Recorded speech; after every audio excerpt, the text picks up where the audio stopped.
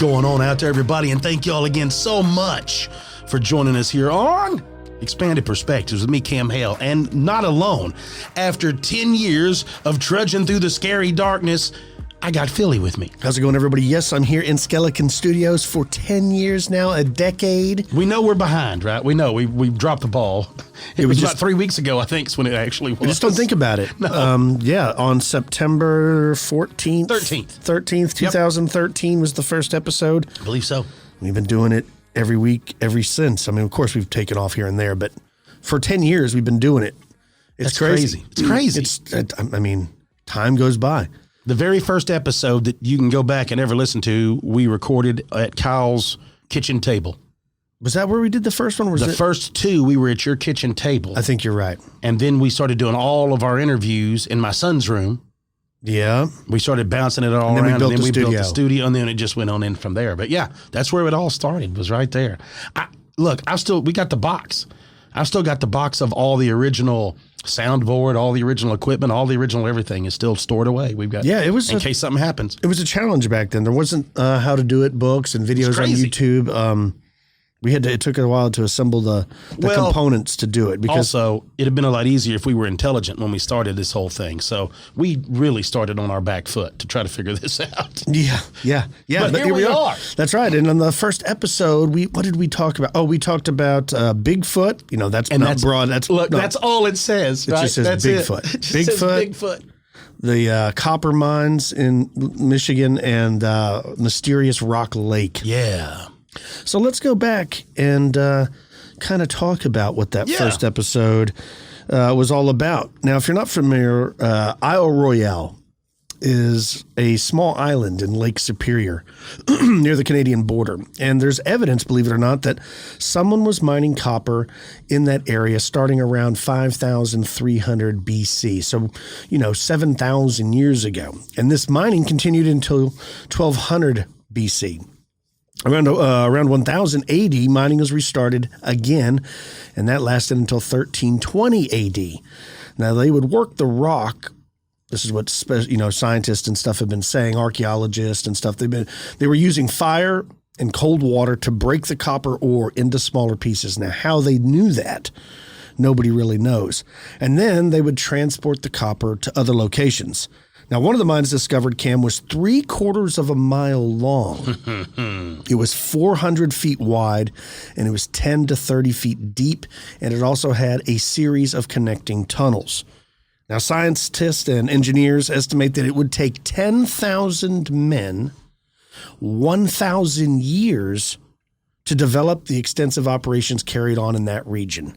It's estimated that a total 1.5 billion pounds of copper. Billion with 2 L's? Were mined by these unknown people. And despite its large size, there's no evidence of any of the workers has ever been found, nor their tools. That's the craziest part. And I remember us discussing it, of course, before we put it on the show, talked about it, was the thing that we could never get over was how they've not found. They cleaned up their job site. Well, even like vast villages that held everything, like they legitly, when they left. I think what probably happened is if, say, later on, a Native American came by what was left, and they found a pickaxe or something, they probably picked it up. They're like, I don't know what this tool is, but it might be useful. People just over time would have cleaned up the site. But it is remarkable that they didn't find anything. Here's another thing that's remarkable. Not only were they mining in North America, because, of course, we're told that, Christopher Columbus, was first, or maybe Leif Erikson, but this is long before that. How did somebody, because we don't know where these people came from, we know that the copper ended up in like the Middle East and places like that. So how did somebody travel all the way to an island in Lake Superior, know that the copper was there, mine it, move it out of there? Like, how did all the logistics of how that happened? Because how did they run? I don't know how to find copper. Yeah. Now, the late great Philip Coppens, in his book, he said this about the mines, and this is a quote. It says, "It is likely that the mines were only worked in the summer, with the workforce moving further south during the winter months or returning home across the ocean. This could explain the absence of buildings. People living here in the winter need buildings to survive, but that's not necessarily so during the summer months. As there are no such buildings, it suggests that no one actually lived there. Equally important is the fact that there are no signs of copper melting factories required for the future use. This means that the copper was used elsewhere, as the copper required further handling for it to be useful. It is not certain where they moved during the winter, but some have suggested Aztlan or Rock Lake, which are both located in modern-day Wisconsin. As these sites, many graves were discovered as well as thousands that were cremated, and one of the graves contained a man with a hammer. A similar hammer was discovered at one of the mines and somewhere else nearby. So maybe he's right. Maybe they were not living there permanently, but they were, just traveling up there during the warmer months, mining and then backing out during the winter. No one really knows. That makes more sense, right? That makes more sense. Folks, here's a little behind the scenes I may have talked about. Philip Coppens, I actually was in contact with him to be the very first guest on the show when he started getting sick. I remember that. Remember that? And I'd reached back out to him before I realized he was in the hospital, and I'd spoken to I believe it was his wife, who had reached back out or responded. Yeah. And she was like, Philip's not feeling well and all. He's going to be in the hospital. She's like, I'll let him know, that y'all are thinking about him and the whole deal. And I'm like, yeah, and if you need anything that we could provide, whatever it was, talking to her. And then it wasn't long until he was gone. Man, I wish I remember the name of his book, but there's an excellent book by Philip Coppens. I suggest anybody, if you're interested in history, an alternative history, that you should definitely pick up. Just look up Philip Coppens. But you're right. I see his wife all the time on Ancient Aliens. She's kind of picked up in some of the stuff that he was working on. One more thing before we get out of here and move on. Philip Coppens also said about the mining there. He says that it's not clear who these ancient miners were, but we do know that the mining abruptly ended in 1200 BC. This conveniently coincides with the end of the Bronze Age in Europe. The copper located in the Lake Superior area is some of the purest copper in the world, yet less than 1% has been discovered in America. It is clear that someone was mining copper here in America and then shipped it across the ocean for use abroad. Who they were remains a mystery. Now, I remember when we did that first episode and we later talked with some other people. I don't remember who the person was, but they suggested that the Polynesians were all about shipping, right? Phoenicians, not Polynesians. Well, they found it on a Phoenician vessel. They did find one of the Phoenician vessels, but the Phoenicians weren't into copper mining. That's what they're saying. They were like the transport, right? They were the UPS or the FedEx or DHL. Yeah. They were just there to bring the copper back to Europe. And they hired them that way. But they found there's so much copper that was mined there, and when it stopped, that ended the Bronze Age. It's almost like all the copper from that area was fueling the entire Bronze Age, which is crazy to think about. Well, what it makes me think about is this. We know that the Phoenicians were hired many times by the Egyptians. That's right. So the Egyptians would hire them, like you talked about, is they are nothing but transport. That's what the Phoenicians do. They would show up, they would load the smelted copper from the Great Lakes onto their ships and sail home, right? That's the whole thing. As you're talking about, what it makes me think of is whoever was having the men ship the copper and pay the copper were the people making the money. It was their decisions after all that time, whatever, you can call them companies, you could call them cabals, secret organizations, whatever it was that was going through all this work to get it. Because back in that time, the average everyday guy couldn't just jump in his boat and sail over here and get him a load of copper to bring back and sell. No, you're right. Like, it had to be a serious business that was handed down time through families, through generations of not only knowing about the copper, but knowing where North America was. That's what's so crazy. Is, when you talk to most people and they talk about the Bronze Age, you think about them being not very sophisticated, not very scientific, but obviously if they could find the world's largest copper mine on the whole planet, they were able to find it and then mine it and move it. Like you brought up, how do you know? How do you know that's where it is? Unless maybe you have older books that talk about it. You have older scrolls or whatever written down where people have known about this, again, for generations. Well, I think that it's there. I think you're right. I think there was an older ancient civilization that was very advanced that somehow were wiped out by the Younger Dryas or something like that. You know, this is what Graham Hancock talks about all the time. But it almost seems like if you go back, way back, there was an advanced civilization. Something made that civilization collapse, and we as a human species had to restart. Yeah. But perhaps in that old advanced civilization, you're right, they knew where all the good mining was. And it was documented. Maybe it was in a book in the Library of Alexandria. Who knows? Well, you remember. Somebody knew. We've talked, there are whispers, there's always these crazy theories that you hear that's kind of behind the scenes theories. And some of the behind the scenes theories, if you will, was that Columbus married a woman whose father was a shipping, like a man that was a masterful shipping fella also, and that they had the maps and all the layout of all of North America, and that they had known about it for years, that they had gotten it from the church, and through the shipping that way, they had made their fortune. And then when he married into it, he was provided some of this information after a period of time, like, hey, look, we're going to kind of give you the keys to the castle too. So you're part of the family. Don't let anybody know. And what did he do to try to find fame? He ran out and started telling everybody what he could do, and then he went and this is where it led. That's one of the theories that kind of the behind the scenes of how all that actually went down. What it makes me always think of too is, how would you argue that they weren't, like, we know now that copper isn't in America. It's not in North America. It's all over. Given the dates now, there's no argument that people were sailing. I don't know why people in academia now can't see, and I'm sure they probably are. It's changing. That if that was possible, then you have to take of every story of everything that's ever been found in North America, and you have to reevaluate it with that same scrutiny. Because now it's a lot easier to safely assume that there were other people over here doing other things. If that copper mine was going on and they knew that much about it, maybe there was other, like they talk about the blue pigment. Yeah. In South America actually comes from Georgia. Right. Well, and think of the Native Americans there at the time. All these guys show up and they're mining this copper. They had no use. They're like, what are you guys? Yeah, why do you need those rocks? You're taking these rocks out of the ground? I'm sure trade for the Native Americans in that area was awesome at the time. I'm sure. And then again, it makes you wonder, did any of them go back with them? It's very, very possible. And we're talking about, look at the time, 5300 BC. Yeah. If you think about what's reportedly the Great Pyramids were built around 4,500 years ago. I honestly think they're older than that. Oh, yeah. But that's what mainstream academia will tell you is about 4,500 years ago. This was going on 3,000 years earlier than the construction of those. Yeah. And what was it being used for prior to that? Like, what was all that copper? Where did it go? Where is the rest of that copper? It's probably been just mixed with other metals and stuff like that. Exactly. What did it go into building? Like, if we not found all of that, well, there's still other things. Like you and I were discussing with Göbekli Tepe. They've uncovered a few more items that's changing everything. Vulture shamans. That's basically what they've uncovered.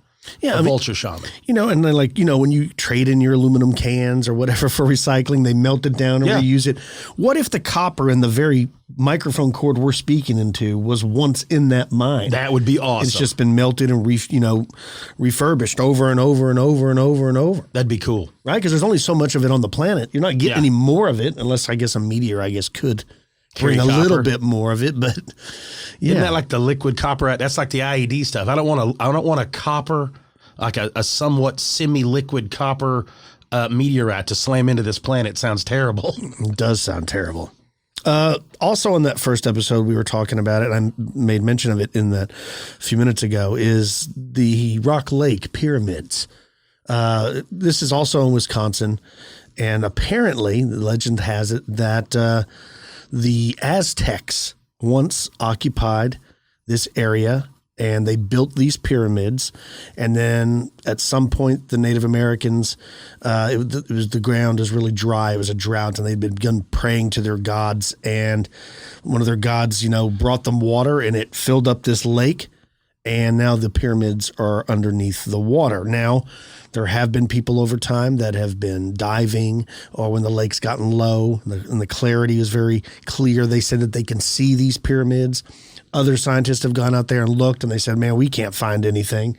So no one really knows, is it a real thing or is it just folklore?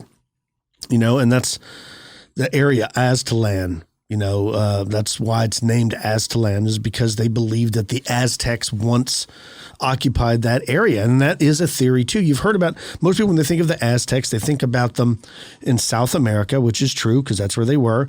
But if you go back far enough in time, they say that they started out in North America and migrated to South America. And that's where eventually their civilization collapsed, but it had been in North America at one time, which is interesting to think of because when you think of, you know, all the cool cultures that were in South America, you think of first like the Olmecs, then you think of the Aztecs, and then the Incas, and then the Mayans.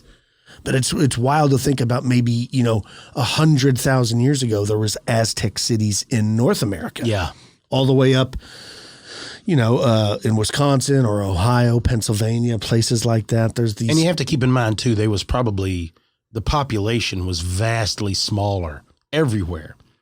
So, like, when you think about the cities or the established areas that they might have been, it wasn't as huge as what we're thinking. You know what I mean? Like, until it got down where they got settled. Yeah. That's when it started blooming. Because it seems like you're pointing out, when it got down into the Amazon, that's when they started building, like, entire like roadways, giant cities, all the stuff that was reclaimed by the Amazon. And I like how the Amazon itself, they can tell that a large portion of it was planted. Yes. Like there were certain plants brought there, and then of course with no one tending to them, they took over. Oh man. But there's like only, if you look at all the species of major trees and stuff, they say it's much smaller than you would think. Oh yes. Because somebody had brought them there and they say most of it's not native. Yeah, that's what I'm saying. It was brought there and then it just got out of hand. Heck, if you think about like, what's the one up that was found like in 1911? Oh, I can't think of it. My mind's gone blank. But several of those ancient sites weren't even discovered until the 20th century. Yes. They were just consumed by the Amazon. And there's people that have claimed that they've been in airplanes and stuff and seen stuff. That's what I was going to say. This was long before you could drop pins on a GPS map. And then they could never find it again. The people that flew the cargo planes would report this way back, like in the early 1900s, right? They reported seeing like what you're talking about, the tops of pyramids or the tops of large cities, of these stone structures. You know, there's no cameras. Back then you don't have a camera you could fly and take a good picture with or any of that. And most of them probably couldn't afford to carry one with them. So they would report, and like you're talking about, you can't drop a pin. You would have to start circling, really work your way down, take your readings with your all the crazy things you would do for it, and they didn't do it. They would just report. It's not like they flew over the top. They would see it sticking up out of the trees maybe 2 miles off. They'd be like, that's not a peak. That's a building. Yeah. And then of course, you don't look at it. It probably doesn't take no time for it to cover up. I remember hearing stories about how fast the Amazon would reclaim things. Like guys would talk about cutting trails, and by the next morning, you couldn't even tell where you had cut the trail. Everything had filled back in, right? Where you were like, man. So I'm not surprised anything they find out there in the Amazon. I think they're going to find so much more once they go to look. Right. They found, because of the use of LIDAR and stuff, they've found all these major roads. In a small section. They've not even LIDAR'd. What was the square mileage we talked about? Like 200? Maybe not even that much. Yeah, it's a very small amount because they have to go through it inch by inch. Yeah. But they have found roads and aqueducts and all this crazy stuff. I think of like the beginning of Raiders of the Lost Ark. Remember when they're like pulling the leaves back and they find this, entrance to the cave? Like that stuff could be out there. If only you spoke Cavitos. Yeah, right. That kind of stuff. But that's what it makes me think of. And it's like a very romantic idea, right? To think of a place like that still exists.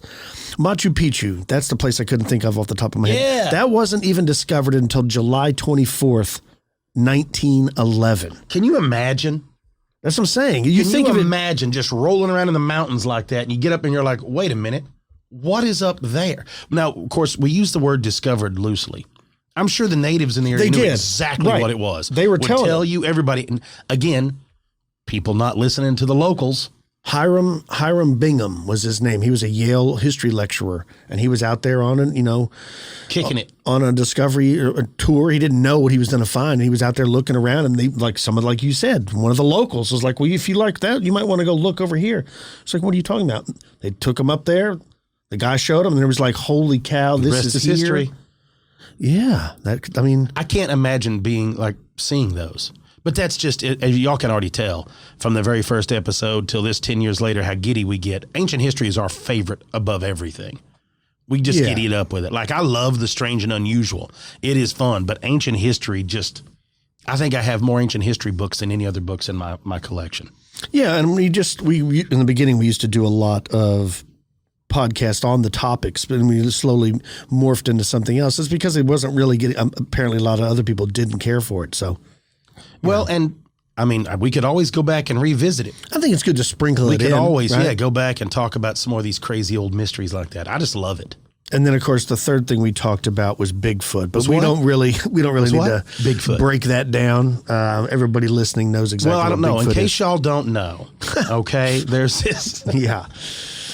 Yeah, but that's what we discussed on the very first episode 10 years ago. 10 years ago, and here we are right now. Before we move on, let's talk about our sponsor, Factor. I suggest you check it out, right? Pre-Little Fizzy?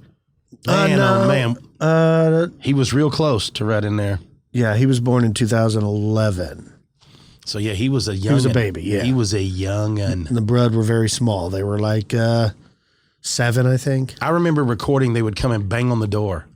Oh, yeah. Right. They just want to play with the microphones. Yeah, you'd have to wait till you put them to bed so you could record, because if they knew you was out there, they would either open the door, they're banging on the door, they want to be in. Yeah, it was it was hurting. You remember cats. The first studio, we had to make it, we tried to make it soundproof so it wouldn't echo and stuff. The downside is it wasn't air conditioned. So in the summer, we would literally have to wait till like 1 a.m. to record. Yep. When it would only be like 85 in there. We would be sitting in shorts and nothing else. No shirts, no shoes, no socks, just me and Kyle in shorts doing our show, sweating like we were in a pizza oven. Yeah, that was back in the day. And it was, you also remember we'd take the little heater. In the winter, yeah. And we'd have to crank the little heater up and let it get the room warm, but it made too much noise when you were talking. We would turn it all off, and then we'd have to record, and we'd have to crank it on again. Yeah, it was good times back then. Well, that's because we didn't know that you needed a gate limiter on your microphone, right? So this was all things we learned in the process. Yeah. Yeah, like I said, we're complete idiots. But it has been one heck of a ride. It's one heck of a ride. Really appreciate each and every one of y'all. Everyone that's written messages to us, that wrote stuff on our posts, that wrote all of it. I mean, it truly means everything to us. Yeah, and if you want to help us out, and it doesn't cost you any money or anything, if you're listening to us on YouTube, please go and subscribe to our YouTube channel. It helps us out. You may not think it's much, but man, every little bit of that helps. We're trying to grow the channel. Whether you listen to it there or not. If you have a YouTube channel, please and also reviews. Write reviews at Apple. Go on there Spotify, and pump out you can reviews. Do them anywhere. Yeah, pump out the reviews. It helps. If you do it on Apple, it helps us on iTunes. You do it on Spotify, it helps on Spotify. Just submit reviews, the whole thing. It's great. That's if you want to just be a team player, that we would really, really appreciate. Yeah, the YouTube subscriptions thing is what I want. Yeah. You know, that really helps. We broke 30,000. Oh, yeah. Yeah. We got it up past that. Before we get out of here, let's get into some crazy stories. Let's do what our bread and butter, right? All right. I have got some. Hold on here. Let me get this one pulled up. What is this on my thing? What is this? Get off of my screen. I don't know why they get. Look, I've got some crazy stories. First one I'm going to have to drop on y'all is because simply of the Glimmer man. Oh, we got a new one? Not really new. And this is back a while, but I just wanted to talk about this again because of what it says. Listen to this. It was in late summer afternoon of 2017. My husband and I were sitting on our sun porch. It says it's a side porch that looks out over our driveway towards our neighbor's property with this giant pine tree. My husband asks, "Do you see what I see?" And it just so happens that I did. Now, he never described what he was looking at, but he pointed. And following that, I saw a creature that looked like in the movie Predator. It was transparent, kneeling and looking at us from a high perch up in the tree. Now, you could only see the outline when it moved, and it appeared weightless because it was up so high in the tree. And those branches, again, can't hold much weight. Now, we get that statement from stuff when people are talking about Glimmer men, when people are talking about any kind of unknown paranormal-looking creature up in the trees, all the way around to where we've had it with shadow creatures. They're like, it's not even thunderbirds. Right. The limbs aren't reacting. at certain times. Now, we've also got them where the Thunderbirds or something where you can tell the limbs are bending, it's moving, like it's physically interacting. And then some of the times it doesn't at all, which of course is very, very strange. Now, it says that it was staring at us when we realized that we saw it, and it went behind the main body of the tree, and then it disappeared. This was the first time my husband seeing anything with me, and so it changed his whole perspective. Now, of course, he's more open-minded and not too quick to dispute when I share things that I've seen. Now, he's ex-military. He's been all over the world. But this was at his home where he saw something that couldn't be explained, and we both saw it without a doubt. Now, it says those semi-invisible beings, I don't know for certain what they are. We both have theories, but what I know for certain is that they look like a cloaked alien, or the cloaked alien from the movie Predator, when it's transparent, and it has a lizard-shaped head. Now that is interesting, because now we're starting to get back into the reptilians, right? Right. Well, we've always been told that the reptilians are humanoid. Extraterrestrial. Yep. We've also been told that they're underground. And we've talked about the fights and the guys getting his hand shot off and special dudes. Phil Schneider. That's right. I love that story. I hope that story's real. It is to me. I love it. He was mysteriously killed by piano wire. So Yeah, that is odd. There's been a lot of that, right? It's kind of strange. So I'm just wondering, maybe now that's a whole new thing, is maybe it's the reptilians that we're seeing. Maybe they have the ability to cloak themselves. Yeah, right? and that's them looking in on us, keep an eye on us. That would, now I don't know the whole thing about being in people's homes, but at least there's that. Right. Check this out. Mickey from Dallas writes in and he says, I have an experience I want to share with you guys and the listeners that happened to me in 1978. Cam, check this out. It says, I used to attend Kansas State University. I graduated there and it was about 1978. About once a month, I would take I-70 West and go to Kansas City, Kansas, and party with some friends and go out Saturday night. Then Sunday, we'd all have a big lunch, and I'd drive back to Manhattan, Kansas, for another week of school. One day, there was snow on the ground. It was cold. It was in November, and I was about halfway to Manhattan when I was really sleepy. So I pulled my 71 Chevelle over that had a really bad leaky exhaust system. And it was kind of stupid, but I sat there on the side of the road. I rolled the windows up. I left the engine on with the heater going to keep me warm, and I soon fell asleep. I was going to take a nap, but I fell asleep and slept longer. The next thing I know, I hear this tapping, tapping on the window. On my bedroom door. I look over, and there's a little man standing outside. I rolled the window down, and he said, Hey, I just stopped to check on you. Are you okay? And I said, I'm fine. Thank you. So he started to walk back to the back of the car, and then I realized my car was full of carbon monoxide. My eyes were burning, so I shut it off real quick, reached over and rolled down the driver window, and got out. I could have died, and I was going to thank that guy for saving me. Well, I looked, and I could see about 2 miles in each direction on I-70. It was flat, and this was just before sunset. And there were no cars anywhere. No man either. So I got back in my car, and I drove about 80 miles an hour for about 5 or 10 minutes trying to find this guy so I could thank him. I wanted to just shake his hand and say, thank you for saving my life, dude. But I never caught up to him, and I never could find him. So about 3 weeks later, the next month, I was on my same trip. I went down for the weekend. I was coming back on Sunday. It was earlier in the day this time, and there was no snow on the ground. I happened to recognize the area where I had stopped before to take a rest because there was this kind of weird-looking tree there. It was kind of crooked. So I thought, why not? I get out and I'll stretch my legs. So I pulled over and I shut the car off. I got out and walked over towards the ditch side, and there was your typical barbed wire fence that you'd see out here in the country. But what I noticed that I didn't notice before is when I looked over the fence, there was this grassy area with a bunch of tombstones. And so right at the area where I stopped, where this little man saved my life, there was like a family-sized graveyard. I looked over the fence and I just said, thank you. Got back in my car and I left. And I always wondered to this day, was that a ghost of a man from that graveyard that saved my life? Mickey. That's awesome. Crazy, right? But it makes sense, right? Yeah. They're just like, oh, not on my watch, buddy. Well, and strange things that people have seen over time, it always makes you wonder. You don't know what's underneath you. Maybe Can't sit here. there's an ancient burial ground underneath you, and That's true. You're not even aware of it. That's true. Right? Very, very cool. I enjoyed that. I've got you something here that Lon sent me that I know you're going to like because it's talking about the Menehune. Oh, yeah. The Menehune are from Hawaii. Yeah. Well, this actually took place back in 98 in Maui.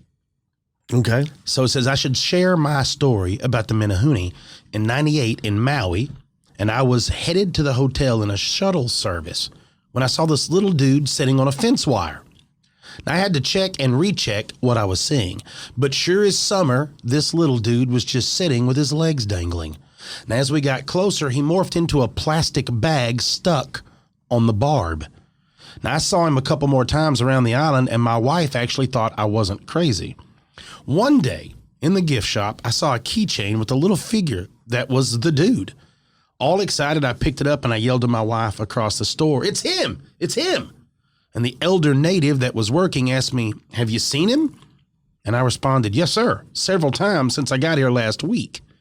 He said that there were a blessing, and they were blessing my journey and a reason for coming to the island, and that I was a very special and lucky person for getting to see him, of course. And after talking for a little while, he decided to share with me a local custom. He said kind of vaguely, "Drive up the coast, you'll know when you get there." Well, the next morning, my wife and I got up and took off on a drive up the coast to a destination we didn't know. As we drove and drove, I wondered where I was driving to. Did I pass it? When we came around the corner and on the ocean side of the road, there's a meadow and a grotto. The energy present was very nice, and I slammed on the brakes and shouted, "There it is!" We parked and walked into the field. The earth felt hollowed. It felt like you should not get off the path. And as we strolled in, of course, we began seeing in various sizes stones that had been stacked in little monolithic styles. You know, like at the river when someone stacks up a few river rocks and makes a statue. Still in awe at how many, probably hundreds of, stacks were all over a very large area of rolling hills. And as we walked along, we came to a spot that had a bunch of rocks lying in a circle that had not been stacked up. We walked around and all the way to the end of the trail. There was only one circle of rocks and hundreds of stacks. I knew that the circle of rocks was for, or I knew what it was for. We went back and I made my own miniature stone megalithic. And as I built it, I could hear them gathered around, but I never saw them again. And the night before we left, I went to the gift shop and we had talked about, we'd had, of course, he says, fertility issues. And the night before we left there, my wife got pregnant. Wow. It says, this is the blessing of the Menehune, and this is the story, or my story of the Menehune, D.C. That's pretty cool. I've never been to Hawaii, but my wife's been. I would love to go if I ever get over there and check out some of the folklore, you know? Oh, yeah. The whole idea, the Menehune stories are the greatest thing to me. I love every bit of it. I agree 100%.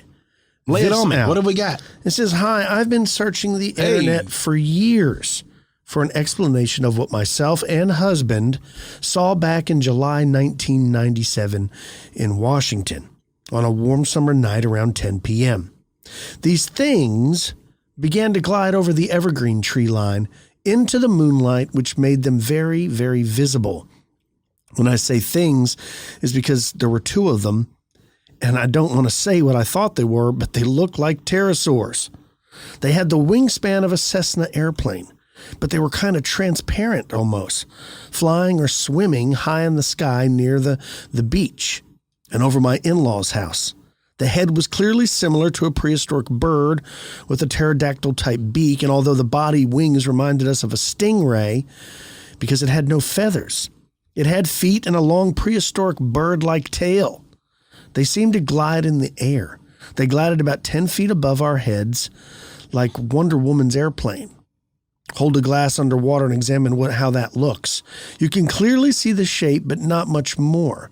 That is exactly how it looked in the moonlight.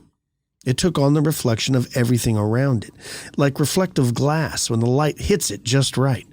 They made no noise, just completely silent. One swooped down so low that if we had stood on his dad's truck, we probably could have reached up and touched it as it flew overhead. It glided above us and seemed to almost run into the neighbor's house. Then it veered and glided down the street. It then flew off into the darkness. We heard no wing flapping. It was completely silent, like an image of something. No one in the family believed what we saw. I wouldn't have believed my husband either, except I saw it with my own eyes. We didn't feel threatened by them, and they didn't seem to be stalking us. They just seemed to be cruising by. I hope this mystery's solved, but I don't think it ever will be.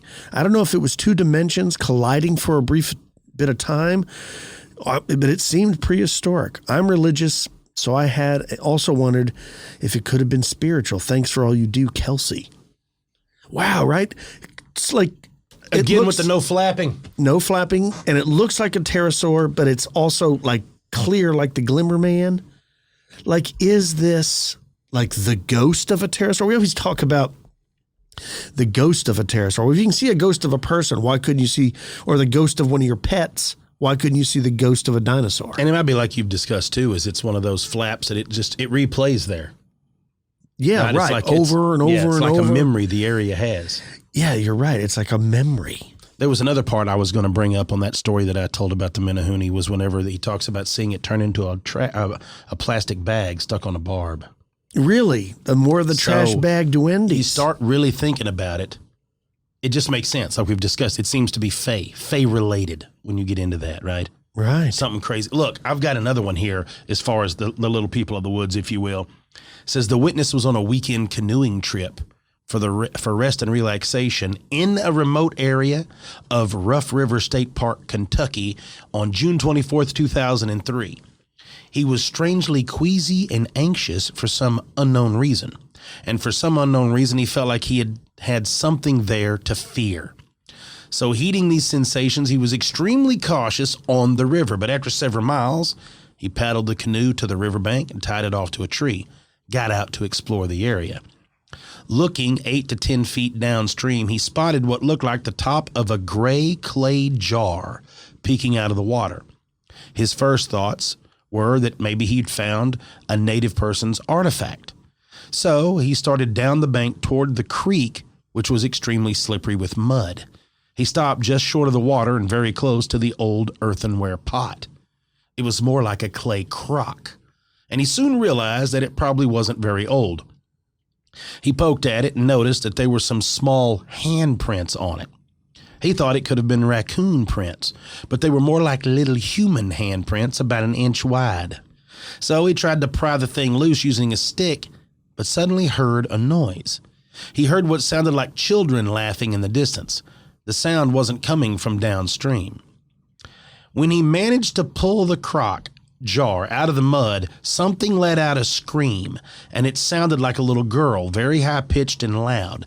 Not knowing what to do, he grabbed the jar and began to scramble up the muddy bank. Glancing back, he thought he saw something move along the creek. He stopped and sat at the top of the bank for a moment, looking at the jar, trying to comprehend the handprints. After a few minutes, he laid the crock down, got up, and walked along the creek, stopping every once in a while to peek through the bushes to see if anybody was there. At one point, he looked over the bank and noticed two little people standing about a foot tall. They had pale skin, little brown leather pants held up by suspenders, no shirts, and little pointy hats made of what looked like leather. They had leather foot coverings that went up past the ankle. Their hair was reddish in color and their eyes blue. Their hands were only about an inch wide. They knew he was watching, but they continued their task of pulling some kind of wooded stump down the muddy creek bank with long leather ropes or strings. These little men were surprisingly clean for the work that they were doing. He then heard a thump back where he had first gone in the creek, looked back, and they were three more of the little men exactly like these first two. They had pushed the crock jar back down the bank. They were all laughing, high-pitched laughter like a bunch of kids. He then heard a loud snap, and they were all gone. Their footprints were plainly visible in the mud, but they were gone along with the crock jar and the wooded stump. They had vanished in a split second. He walked around in an attempt to pick up a trail, but to no avail. He then continued his trip with no other incidents. Wow. So I love stories Kentucky, like that, right? In Kentucky, he had some sort of little people encounter like that. You know what's crazy is if you go back and look at a lot of alien sightings, some of them have little hats on. Yeah. And it makes you wonder when you go back in time to all these oldest folklore in Ireland and places like that. You know, they talk about them being fairies or fae folk, but were they in fact extraterrestrials? And that was just their way of describing them. I tell you what I find, and it may be, but what I find so amusing about these stories that involve the little people, when people, and we've got several that we've discussed over the years, where people see them involved in activity like this. They're dragging a stump, they're stealing a jar. If you're a fae and you're a gnome or what, why? Right. Why are you doing it? Is that your job? Do they go back and tell their family, we saw one of the tall folk? Like you won't believe it. Right. I don't know what the tall folk do. Every time we see them, they're splashing in the water or they're boating. You know, like it's crazy. The life the tall folk lead is so insane, right? Everything that they lead. Because I always wonder, like, if that's not their job, are they a recovery team? Did these things fall out of the Fey realm and the Fey wild, and they had to go gather them up and bring them back? It's a good point. It's strange. It just doesn't make any sense unless they are feeding off of your discomfort. But if that's a fact, like we've discussed, then why are you doing physical labor? You just being present is going to cause a discomfort. Yeah, it's a good point. It's a very strange, it almost feels like they're not much different than us. Like it's one of those that they don't live without us, we don't live without them. It is a very unified balance is what it almost feels like in this whole realm. I love the story of the little people, though. Oh, I love them. The little hunters. That's one of our most popular episodes. Yes. And every time we do another podcast, they always want Cam to tell the story about the little hunters. Like, oh yeah, they love tell us about that? They love it. I hadn't talked to Doc in a long while. I need to see if he's, as far as I know, he's still on the place. That's cool. Not as far as I know. Speaking of talking to some people, we need to get out in the field and stuff. There was if you have Netflix, there's a new series on there called Encounters, and it's about UFOs, of course. But there's only like 4 or 5 episodes. But the very first episode is about the Stephenville lights. Oh, yeah. And it shows a whole bunch of people on there from around, and some of the places I recognized. I'm like, you know what? Might be a good idea to go down there and talk to some of the people and actually interview them, and maybe they can put us in contact with some actual farmers or ranchers out there that wouldn't mind coming on microphone and telling their side of the story, because that's a fascinating case. Yes. And the fact that it only took place 20 miles from Skeleton Studios, right. It's almost crazy that after a decade we've never taken our butts out there. We've gone down there to play disc golf and eat and do everything else. You go to Stephenville all the time. Play baseball. We beat a team from Dublin down there, which is right next to Stephenville. Yep. But we really should probably do that. But that Netflix series is pretty cool. You should check it out. Tarleton's D1 in football now. Are they really? Yeah. Awesome. That's a little university down there in Stephenville. Well, I got one more here before we get out of here. Check this out. This is also like a flying cryptid. Yeah. It says, I live in the greater Baltimore area Congratulations. of Maryland, in a suburb in the woods near an early colonial settlement. I've experienced multiple phenomena that I cannot explain. Things I can only describe as cryptids. I hope you find what you are looking for in my story. Regarding a bat-like creature, what I saw did not look like a bat, but it was large and it had wings. It was very late on a summer night in 2016, and I was 18 or so. I'd just gotten into an argument with my then girlfriend and was sitting on my porch smoking a cigarette. Here we go. In front of my porch was my short driveway that led to the street. Blaze on. Now, this is a newer neighborhood and fairly well lit. I saw what can only be described as the silhouette of a large winged creature. The wingspan was at least 6 feet wide, if not more. But I saw no body, no torso, no wings in the true sense. It was almost like a shadow of a large crane's skeleton. I know that doesn't make sense, but that's how it appeared to me. The wings were but a thin projection, like the bones of a bird's wings. There was no skin flap, like in bats, or feathers like on a bird. The rest of the body was similar, more like the suggestion of a body in the shadow form. The way it moved, well, it truly terrified me. Now, I'm an avid outdoorsman. I've seen cranes, geese, swans, hawks, literally hundreds of times during hikes and camping trips. I've never seen an animal move in this way. It glided with a grace, a timelessness even, that I don't think a physical animal could manage. I was horrified. I ran down my driveway. It had flown directly overhead towards the street, but I did not see it again. I called my girlfriend crying. I was absolutely terrified. Alex. So even he admits that it didn't look physical, like he was seeing something, like an image of something, like from a parallel dimension, from another time. That's so wild. Like he didn't know what it was, but it didn't seem natural. It didn't move natural. There was just something about it that didn't quite seem right. And that's the hardest part when it comes to these stories, is like, I don't have an explanation. I'm glad you sent that in. Thank you for sending it in. But I really don't know what you saw that day. It's crazy how many people see strange things that they just can't describe, or, they feel uncomfortable bringing it up. I love, and again, I always think about that, is like something, if it is something that is somewhat intelligent, then it's getting something from those people. Right, you might be right. Like an energy vampire. Yeah, it's Colin Robinson, right? It's feeding on them in some form or fashion like that. Draining them, if you will. It is wild. We have, 10 years. 10 years of all of the stories, all of the people we've met, all the friends that we've made, all the places we've been. I'll tell you this, when we started this, I didn't think it would go like this. I didn't either.